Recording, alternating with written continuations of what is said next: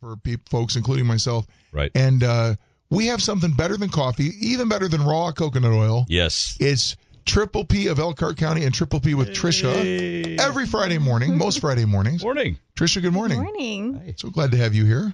Thanks. Cool. Very good. You know, I actually heard that coffee conversation earlier this week. And you were saying, you weren't originally a coffee drinker, but your wife, Three things helped happened. Three things get you happened. there. Mm-hmm. I had some back pain issues, which got healed over 5 years ago. Awesome. Yep. And I turned 40. But the biggest thing was I fell in love with a coffee nut. Not nut, lover. Coffee lover. I meant to say coffee lover. Whoa. And she told me, she said, sweetheart, she said, if you tried French press coffee, you'd learn to appreciate coffee. Yes. I said, what is that? Mm-hmm. And she said, you just got to try it. She showed me. She said, it's like a different thing.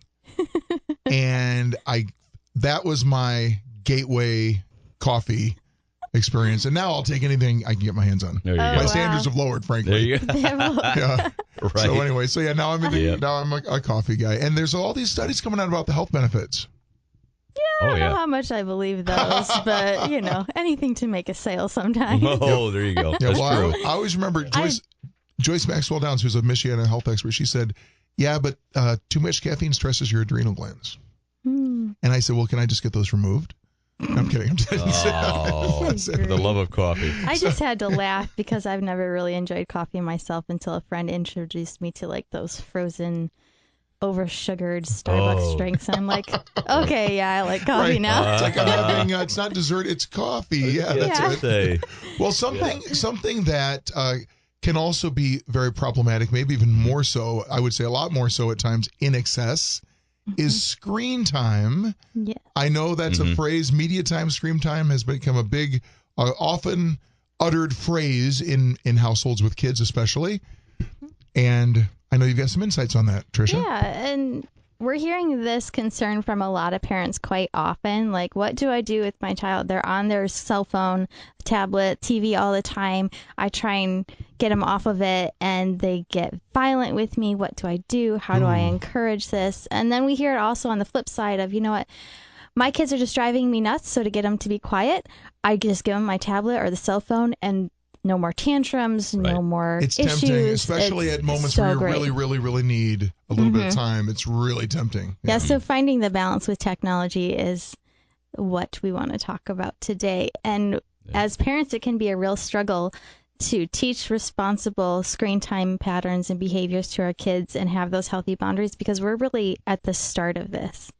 We don't really have a pattern to follow to go off of. That's a good point. Yeah. We're the first generation. We really are. I mean, we had those. You guys remember those old Nokia phones? Could run over it with the car and you still couldn't destroy it. Things. Yeah, that's right. Oh, yeah. That was my first cell phone. I remember you had 20 characters for a text or something. Oh, man. So cell phones. Yeah. You'd pay money for each text. Yeah. Literally, there's another $50 out the window. Counting your letters.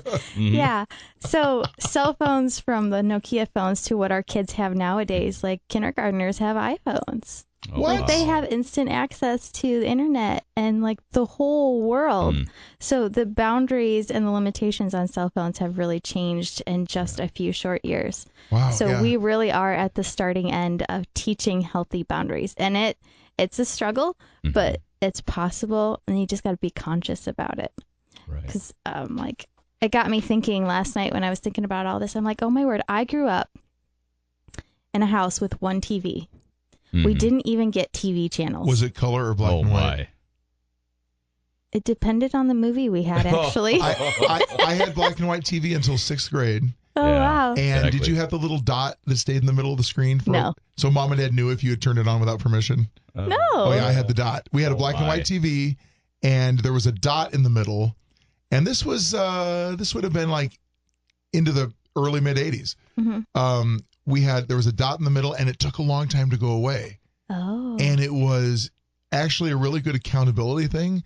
It's I could turn the TV on real quick, but there'd be that dot when I turn it off, so they'd know. Oh, they'd yeah. know if they walked in. It's a giveaway. Accountability, old-fashioned accountability. Yeah. TV dot. Right. You know, Trisha, I'm sorry. Go ahead. Oh, I'm just going to say I've noticed it with my grandchildren, talking about watching TV. They really don't watch TV much at all anymore. Most of the time is either on the iPad or the cell phone, either watching, videos or some games and that sort of thing too. So that seems to be more the trend today, even more than TV. Is that right?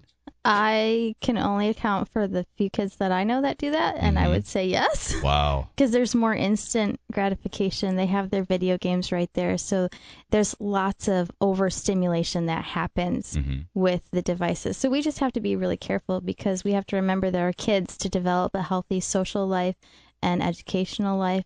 To develop their brain, they need lots of physical activity, lots of stimulation, and things like lots sunlight of time away and from nature, screens. and, Yes. Absolutely. and looking at things further than 10 feet from their face. And Protect their eyes. I keep encouraging my kids, because again, this is at the beginning stages. I'm like, you guys might want to think about going into like being maybe an eye doctor, because all these cell phones, 8 inches from your face, who knows what it's going to do to kids' eyes. But when I go outside, the sun is so bright and I can't focus on the things far away. An optometrist told me last year, and I've shared this with people since I learned it. There's a thing called the 20-20-20 rule. And this is for adults too, who work a lot on computers or whatever. At least every 20 minutes, take at least 20 seconds to look at least 20 feet away. And that keeps your eyes in practice of shifting focus back and forth from near to far. But when you just focus near for long periods, it can really have an effect on your eyesight. Right. Yeah. Right. I would have believed that. Yeah. 2020. So as parents, to encourage responsible screen time, we need to make sure that we provide plenty of activities for our kids. Like, it doesn't have to be expensive toys, because we get this comment all the time, I don't have money for toys. Well, you know what? I grew up without a lot of toys, too. Grandparents would give us the things we needed for Christmas and birthdays, not what we wanted. We had money for a device that they want to have more screen time with, but we don't have money for other toys. Yes, where are your priorities? We try to, and I don't know how you feel on this, but we try to encourage board games with the kids. Yes, we love board games when I was a kid. Games. Absolutely. Yes. We have a friend staying with us right now, and he taught us, I didn't know how to play this, but euchre. Oh, yeah, there you go, some card games. I didn't know how to play euchre, right. So we sat down as a family and we played euchre. So yeah, card games, board games. And little kids. Little kids can be fascinated by almost anything. Oh, absolutely. Really, if they don't, if that's all they have, then they'll get creative. They'll start making toys out of things. I used to give my kids their new toys and new games without the instructions to see how they would play the game. Interesting. Now, like, if I had already given them the instructions, I saw that they could not deviate from the rules. But if I introduced a new game or a new toy without the instructions and without telling them how to play with it, they'd create like 101 different ways to cool play with that. I love that idea. I love that. Like, even today, there's a few games, don't ask me off the top of my head, but that they still play in their own version because it's more fun. That's so great. So, good for them. That's so great. Get creative. Rubber bands can be a fun thing for your kids to play with. Yes. There you go. Growing up, we played rubber band tag, where you chase each other and shoot each other with rubber bands. So I've recently introduced that to my kids, and we have a lot of fun. If you hold the rubber band down with your ring finger and then pull it around the side of your hand and put it on your pointer finger, it's a gun. That's true. Yep. But it doesn't hurt as much, so we stretch it all the way from shoulder to finger. Yeah. But you can aim it better. You can aim it better with the handgun. And it's funny because it's your hand. My favorite toys as a kid, or I should say something that occupied my time, and Doug, you may have done this too, where we just took a sheet of paper and folded it up into that little triangle and made a football out of it. And we kicked it across the table. I forgot about that. Yeah. Paper football. Paper football. Just a piece of paper was all it took. Yeah. So toys don't have to cost anything. Right. At all. Cardboard boxes. A lot of people get Amazon delivered. Give your child that empty box. Who knows what it's going to turn There's into? a box in our basement that I've almost thrown away a few different times, and I'm like, oh yeah, then I look at it, and that's the robot that they made from the box. Yeah. That's fun. Yeah. Yeah.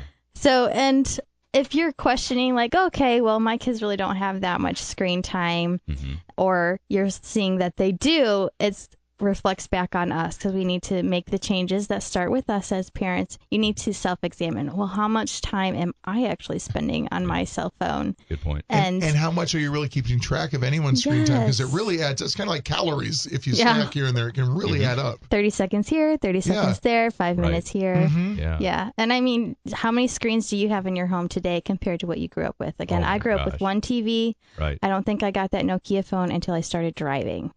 Yeah. That was about it. And then I was counting like the screens in my house and I was appalled. I was like, oh, shoot. Yeah. Work laptops, school laptops, cell phones, and a TV. That's 9 tech devices with screens in my house. Wow. I was like, yeah. Ouch. That wakes you up, doesn't it? It's funny. Yeah. It strikes me that any tool can be used effectively for a good purpose, but can easily be misused. But these tools, these tech tools, are so much easier to misuse and overuse. Yes, than but most they tools. are important because our kids use them in school now. They're going to need them for their future. So it's really important for us as parents to help them create those healthy boundaries and help them to realize and educate them on screen time and why limiting that is really important. Okay. So that's my tip for the week, and I encourage you all as parents to just check and observe and see how much time you and your family is spending on the screen and turn them off and go spend some time together. That's an awesome idea, especially with the holidays coming on, too. That's very important right now because you're sometimes with family that you're not with, like we talked about yesterday, on a regular basis. You only get to see them maybe once or twice a year. Don't be holed up in the bedroom with your iPad and watching a movie or something. We could be out visiting with your cousins. Or sitting at the Thanksgiving table with everybody on their cell phones. A lot of families have had to say no devices at reunions. Yes. Because we don't get that much time together. Fully support that. Good. Well, Trisha, thank you for these great insights. As always, Great tips. Now, I shouldn't ask this like live on the air in front of many, many, many people. But you're going to anyways. Are we having a Triple P the day after Thanksgiving next week? We are not. Okay, that's right. We are actually done until January. What? Whoa, Oh, I'm going to miss it. I'm going to miss it. But the cool thing is there's lots of great tips, the kind of information that we cover many weeks here. You'll find at the website, which is PLCartCounty.org. Yes, and just because I won't be on the air doesn't mean we don't have anything. You're still doing we lots still of stuff. have events. We have a couple more in November. We have a couple in December. So check out our website. We're still going strong. I just get a break. These events, there you go. They're always free. They quite often come with free childcare, which is fantastic. 99% of the time. And refreshments sometimes. Refreshments, yeah. Even better. If we don't have a cold pitcher of water bottles, there's usually a drinking fountain. There you go. I was going to say a pitcher of water wouldn't help me, and then I realized you meant one of those things with a hand. A jug of water. Okay, for more, go to Facebook and search for Triple P Elkhart County, or again, triple-p-elkhart-county.org. Trisha, thank you so much. Yes, and have a wonderful Thanksgiving and Christmas since we won't see you. Happy holidays. Happy Christmas. Happy Thanksgiving. Happy holidays.